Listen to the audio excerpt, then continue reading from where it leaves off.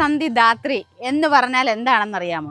ആയുർവേദത്തിൽ പറയുന്ന ഒരു പേരാണ്. നമ്മുടെ സാധാരണ കാണുന്ന ഒരു ആയുർവേദ പ്ലാന്റിൻ്റെ ആയുർവേദത്തിലെ നെയിമാണ് കേട്ടോ ഈ അസ്ഥിസന്ധിധാത്രി എന്ന് പറയുന്നത്. അപ്പം അതിനർത്ഥം പറയുന്നത് അസ്ഥികളെയും സന്ധികളെയും സംരക്ഷിക്കാനും ബലപ്പെടുത്താനും കഴിവുള്ളത് എന്നാണ്. അപ്പം ആ ഒരു ചെടിയാണ് ഈ കാണുന്നത്. ഇതിൻ്റെ പേര് പറഞ്ഞാൽ എല്ലാവർക്കും അറിയായിരിക്കും, ചങ്ങലം പരണ്ട എന്നാണ്. ഇതിൻ്റെ ഷേപ്പ് കാണുമ്പോൾ തന്നെ അറിയാം, ഒരു അസ്ഥിയുടെ ഷേപ്പിലാണ് ഇത് ഇരിക്കുന്നത്. അപ്പോൾ ഈ ചങ്ങലം പരണ്ടയുടെ ചെടി എന്ന് പറയുന്നത് ഇതാണ് കേട്ടോ. ഇത് ഫുള്ള് ഇങ്ങനെ നമ്മുടെ ഈ ഒരു മരത്തേൽ കയറി കിടക്കുകയാണ്.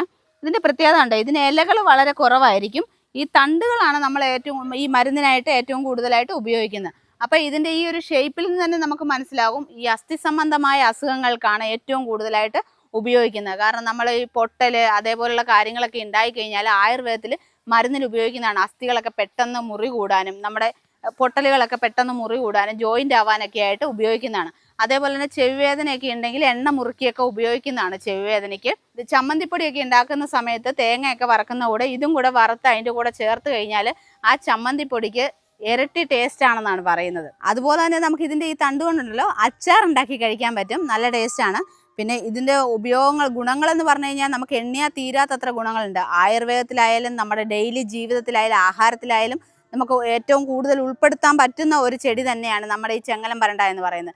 കാരണം നമ്മുടെ ദഹനം, ഡെയിലി ആഹാരമൊക്കെ കഴിക്കുമ്പോൾ ഗ്യാസിൻ്റെ പ്രശ്നം, വയറുവേദന അങ്ങനെയൊക്കെ ഉള്ളത് ഇല്ലാതാക്കാനും അതേപോലെ തന്നെ നമ്മുടെ ശരീരഭാരം കുറയ്ക്കാനും വാദത്തിൻ്റെ അസുഖങ്ങൾക്ക് അങ്ങനെ നമുക്ക് എണ്ണിയാൽ തീരില്ല. അതുപോലെ ഒരുപാട് ഔഷധ ഗുണങ്ങളുണ്ട് ഈ ഒരു ചങ്ങലം പരണ്ട എന്ന് പറയുന്ന ഈ ഒരു ചെടിക്ക്.